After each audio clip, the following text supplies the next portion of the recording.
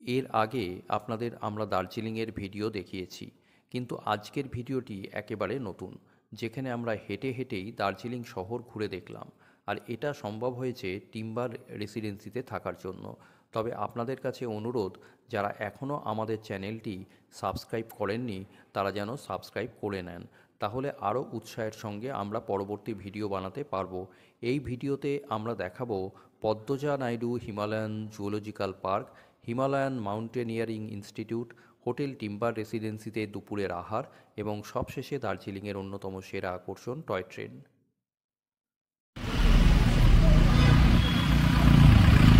দার্জিলিংতে ঢোকার এইটাই রাস্তা। এই রাস্তাটা দিয়ে দার্জিলিং পোস্ট অফিস, এখানে দেখছেন দার্জিলিং পোস্ট অফিস, একদম পোস্ট অফিসের সামনেই এই হোটেলটা রয়েছে, টিম্বার রেসিডেন্সি।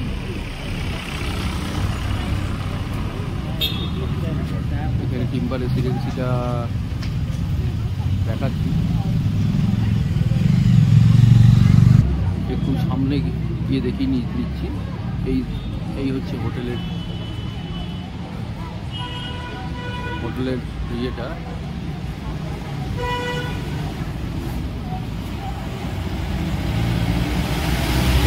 এই হচ্ছে hotel timber residency, Abhigyan group of hotel.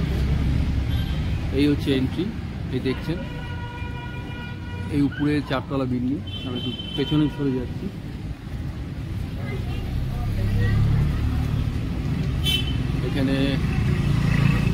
এখান থেকে দেখাচ্ছি, দেখতে পাচ্ছেন 4তলা বিল্ডিংটা একদম এই মেন রোডের উপরে। এই মেন রোডে যে রোডটা দেখা যাচ্ছে, এই রোডের উপরেই এখানে হোটেলটা। এখন মেফেয়ার का रास्ता मॉल रोड से Mayfair resorts hotel resorts slope বানায়ে हुए हैं। এখান থেকে আমরা এগোবো জুয়ের দিকে। আমরা জুয়ের দিকে যাব।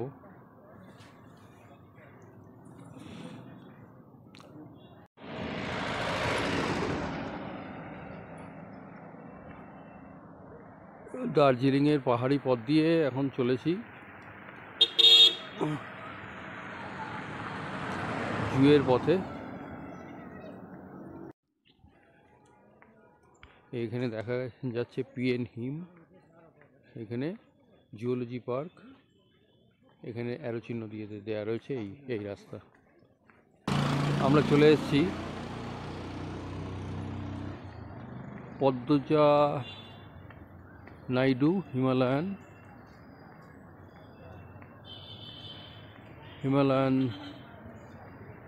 জুওলজিক্যাল গার্ডেনে হবে। টিকিটটা কাটবো।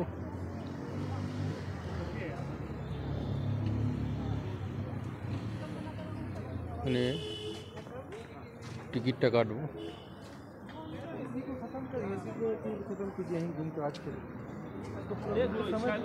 ইন্ডিয়ান সেন্সার এখানে দেখাচ্ছে ইন্ডিয়ানস অ্যান্ড সার্ক কান্ট্রিজ 110 টাকা per person, foreigners 180 per person, cameras DSLR digital 10 টাকা ইচ। আচ্ছা,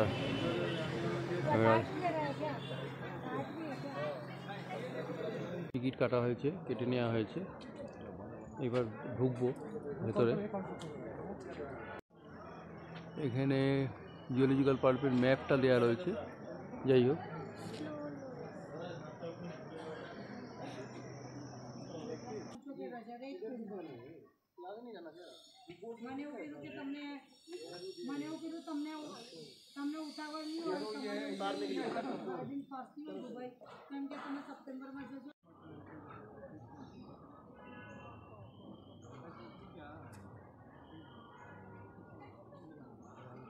ট্রি টপ রোপ কোর্স, বাহ!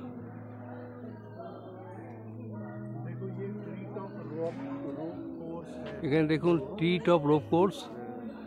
মিউজিয়াম के अंदर এখানে মাউন্টেনিয়ারিং ইনস্টিটিউটের মধ্যে যে মিউজিয়ামটা রয়েছে সেখানে ট্রি টপ রোপ কোর্স।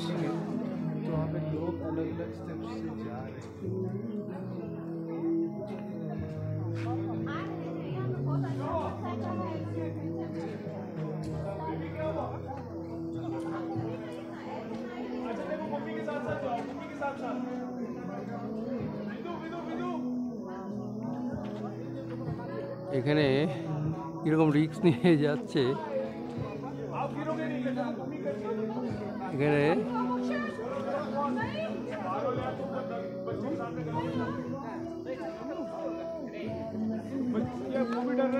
দেখুন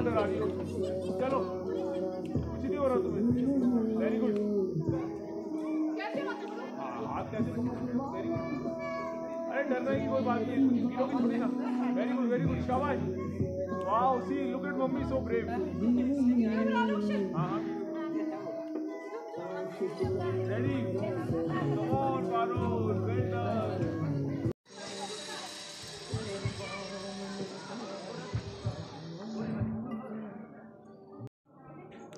হিমালয়ান মাউন্টেনিয়ারিং ইনস্টিটিউট, এটা খুবই প্রাচীন। এইখানে হিমালয়ান পর্বতারোহণ সংস্থানের যারা পর্বতারোহণে করে থাকেন তারা এখানে ট্রেনিং নিয়ে থাকেন।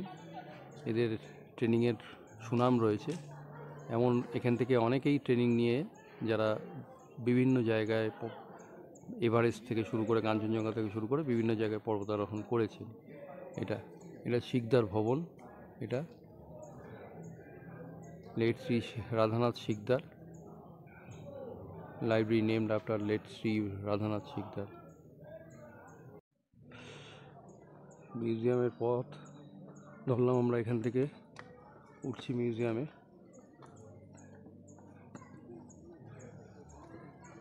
পদ্মজা নাইডু চিড়িয়াখানা দিয়ে আমরা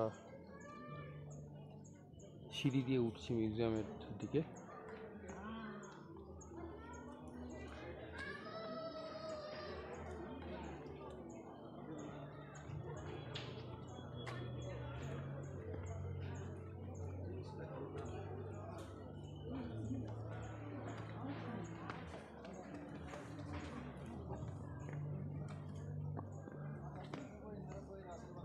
এই মিউজিয়াম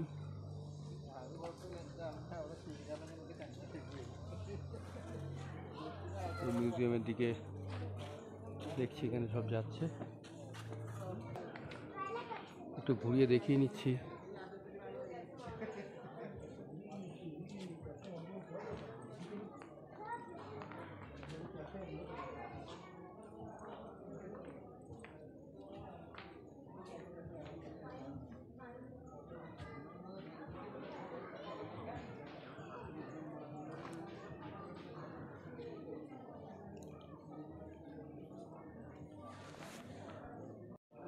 এখানে দেখছি এখানে লেখা রয়েছে, এখানে ঢোকার আগে এখানে দেখে নিলাম যে আমরা এইটা 1857 সালে, এই 1957 সালে এটা প্রতিষ্ঠা হয়েছিল এই মিউজিয়ামটা। এখানে মূলত রিসার্চার যারা গবেষণা করে পর্বতারোহণ নিয়ে, পর্বত নিয়ে যারা গবেষণা করে এবং যারা ট্যুরিস্ট যারা আগ্রহী তারা এখানে আসে, ভিজিট করে। এখানে মূলত এডুকেশনাল এবং হিমালয়ান আর্ট কালচার এইসব বিষয়ের উপর এখানে মিউজিয়ামে স্থান দেওয়া হয়েছে। এখানে ফটোগ্রাফি রয়েছে, স্কাল্পচার রয়েছে, বিভিন্ন রকম বুকস রয়েছে, মনোগ্রাফস রয়েছে, বিভিন্ন জিনিসগুলো এখানে দেখানো হয়েছে মিউজিয়ামের ভেতরে। আর এর ইতিহাসটাও এখানে তুলে ধরা হয়েছে। আমরা দেখে নেব, আপনাদেরও দেখানোর চেষ্টা করব। এটা 1957 মানে বেশি দিন হয়নি, খুব বেশি দিনের নয়। যাই হোক, এখানে বলছে এরা প্রতি বছরই প্রায় 500,000 ট্যুরিস্ট আসে এবং দেশ বিদেশের বিভিন্ন ট্যুরিস্টরাও আসছে। আর রিসার্চার যারা গবেষণা করছে তারাও এখানে আসে আর কি। একটু ভেতরে ঢুকে আমরা দেখার চেষ্টা করব যে এখানে কি আছে। চলুন দেখে নিই।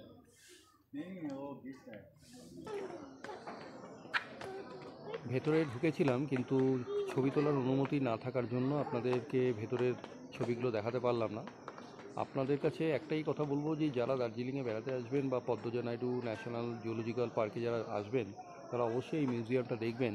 এবং হিমালয়ান এই যে মাউন্টেনিয়ারিং ইনস্টিটিউট HMI, এটা অসাধারণ ইনস্টিটিউট। এই মিউজিয়ামটা এখানে কি নেই, এখানে দুটো পার্টে ভাগ করা হয়েছে। এখানে যারা মাউন্টেনিয়ারিংয়ের যারা কাজ করছেন, যারা পর্বতারোহণের ব্যাপারে ইন্টারেস্টেড, এবং সমস্ত মানে আমাদের ভারতবর্ষ শুধু নয়, পৃথিবীর যে সমস্ত পিকের উচ্চতা এবং তাদের প্রথম কারা এই পিকে জয় করেছিল, যারা উঠেছিল তাদের নাম সহ সমস্ত কিছু দেয়া রয়েছে। আর সুন্দর করে মানে চিহ্নিত করা রয়েছে। আপনি বটম টিপে ওখানে দেখতে পারবেন, লাল আলো জ্বলবে এবং দেখে নিতে পারবেন যে সেই পিকটা কোথায় রয়েছে। অসাধারণ একটা সিস্টেম করে রেখে দিয়েছে। আর সেকেন্ড পার্টে যেটা দেখাচ্ছে, এবং আরেকটা যে বলে রাখি যে যেটা আরেকটা ভেতরে রয়েছে, তেনজিং নোরগে এখানে ডিরেক্টর ছিলেন ফিল্ড ট্রেনিং, যারা মাউন্টেনিয়ারিংয়ে যারা ট্রেনিং দিত তাদের ডিরেক্টর ছিলেন তেনজিং নোরগে। আমাদের এভারেস্ট জয়ী এডমন্ড হিলারি এবং তেনজিং নোরগের নাম সবাই জানেন। এবং এই তেনজিং নোরগে উনি এই ইনস্টিটিউটের সঙ্গে যুক্ত ছিলেন এবং ওনার সঙ্গে উনি যাদের যাদের সংস্পর্শে এসেছেন, পণ্ডিত জওহরলাল নেহরু থেকে শুরু করে আপনার সিদ্ধার্থ শঙ্কর রায় থেকে শুরু করে বিধানচন্দ্র রায় থেকে শুরু করে সেই সময় মুখ্যমন্ত্রী, তৎকালীন গভর্নর যারা ছিলেন, তাদের প্রত্যেকের সংস্পর্শে এসেছেন, সেই ছবিগুলো এখানে তুলে ধরা হয়েছে। আর ব্রিটিশ যারা মাউন্টেনিয়ার তারা যারা এসেছিলেন তাদের সঙ্গে ছবি রয়েছে এখানে। আর সেকেন্ড যে পার্টটা যেটা দোতলাতে রয়েছে সেখানে হচ্ছে একটা হল অফ ফেম, মানে যে ছবিগুলো অসাধারণ, যে এভারেস্টে যারা যারা প্রথম জয় করেছিলেন সেই রকম ভারতের এক মহিলা দেখলাম, সন্তোষ যাদব, প্রথম এক বছরে 92 থেকে 93, মে 92 এবং মে 93, এক বছরের মধ্যে দুবার এভারেস্টে জয় করেছেন, এভারেস্টে উঠেছিলেন। মানে এটা কোনো ভারতীয় মহিলার পক্ষে এটা সবচেয়ে কৃতিত্বের ব্যাপার। কোনো ইন্ডিয়ান ওম্যান ফার্স্ট এক বছরে দুবার এভারেস্টে উঠেছে। তারপরে রয়েছে আপনারা সবাই জানেন বাচেন্দ্রী পালের কথা। বাচেন্দ্রী পালও এরকম প্রথম ভারতীয় মহিলা যে এভারেস্ট জয় করেছে। আরেকজন ফরেনারের নাম দেখলাম, সে ওয়ার্ল্ড পিক করেছিল, প্রথম ওয়ার্ল্ড পিক জয় করেছিল, সেই মহিলারও ছবি সহ এবং তার নাম দেয়া রয়েছে। এইরকম বিভিন্ন জিনিস, এবং যারা রক ক্লাইম্বিং করে, পর্বতারোহণ করে, যেসব মেটেরিয়ালসগুলো যেগুলো ব্যবহার করে তারা, সেই ব্যাপারগুলো রয়েছে এবং সেইগুলো বেস ক্যাম্প কোথায় কীভাবে হয় সেই সমস্তটা জিনিসটা রয়েছে। আমি দেখাতে পারলাম না, কিন্তু খুব ভালো জিনিস, আপনারা এসে অবশ্যই দেখবেন। এখানে কোনো হবে না, সময় নিয়ে হাতে নিয়ে দেখবেন এবং অনেক কিছু নোটও করতে পারবেন। আপনারা যারা ইন্টারেস্টেড তারা লিখেও নিয়ে যেতে পারেন। ভেতরে ফটো তোলার অনুমতি নেই, তাই দেখাতে পারলাম না।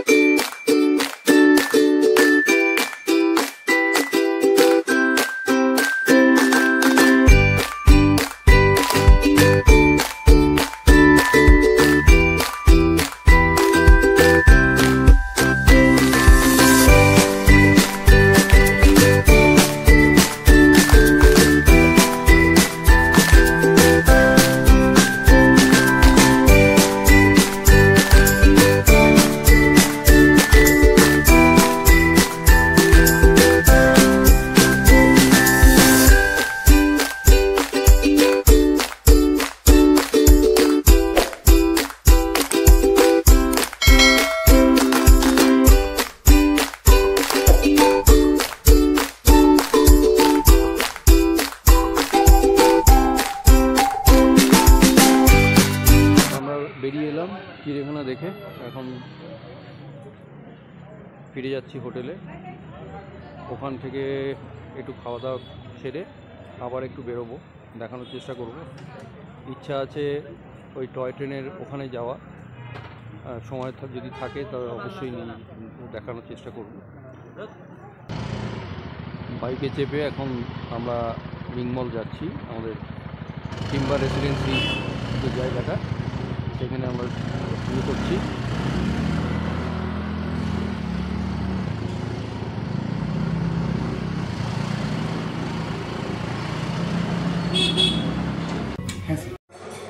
আজকে লাঞ্চটা ছাড়তে একটু দেরি হয়ে গেল, এখন প্রায় 3টে বেজে গেছে, তো ঘড়িতে 3টে বেজে গেছে। আজকে আমাদের প্রোগ্রাম সারতে দেরি হয়েছে, যার ফলে লাঞ্চটা ছাড়ছি। আজকে আমি হেমন্তদা দুজনেই আজকে ভেজ, হেমন্তদা তো সবসময় ভেজ, আজকে আমিও ভেজ। এখন ভেজ আইটেম রয়েছে, যার ফলে এখন কোল্ড করছি। এখানে ফল রয়েছে, পনির রয়েছে, তরকারি একটা মিক্সড ভেজ রয়েছে, আমি রুটি খাচ্ছি, হেমন্তদা রাইস খাচ্ছে। এই হচ্ছে ব্যাপার, দেখে নিই।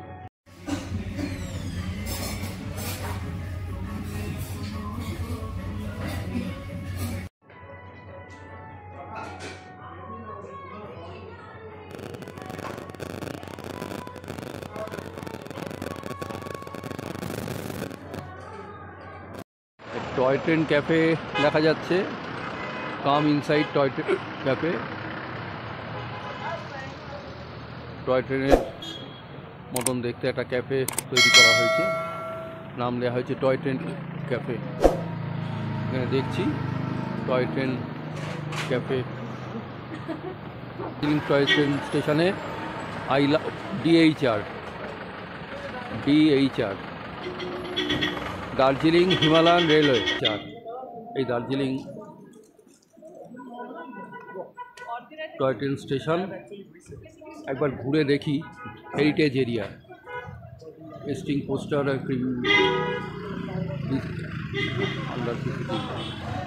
Himalayan railway, Darjeeling Himalayan railway.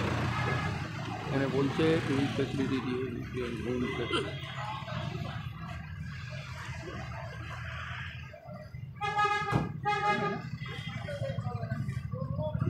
চলুন ঘুরে দেখি।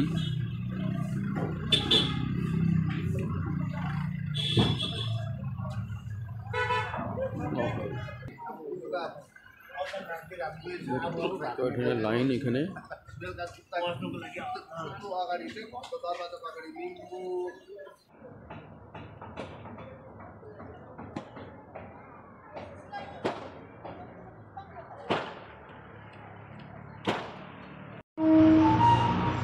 ট্রেনটা এখনই ছাড়বে।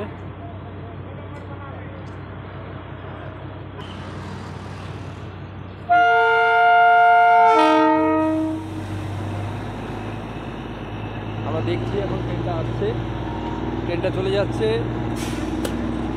দার্জিলিংয়ের টয় ট্রেন হোম স্টেশনের দিকে চলে যাচ্ছে।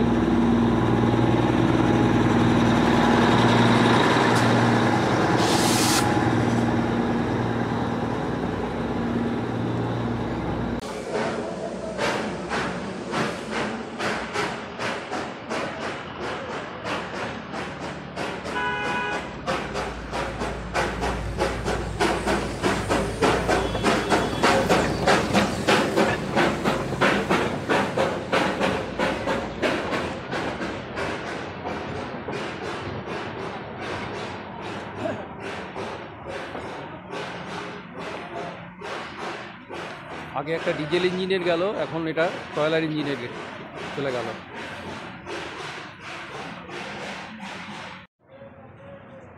এই হচ্ছে দার্জিলিং স্টেশন। এটা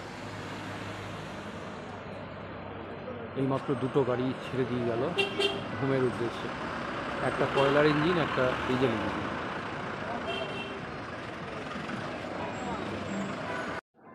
টয় ট্রেন এবং দার্জিলিং স্টেশন দেখে আমরা ফিরে আসি ফের টিম্বার রেসিডেন্সি হোটেলে। এর পরের ভিডিওতে দেখাবো দার্জিলিং থেকে পেলিং যাওয়ার সম্পূর্ণ ভ্রমণ গাইড।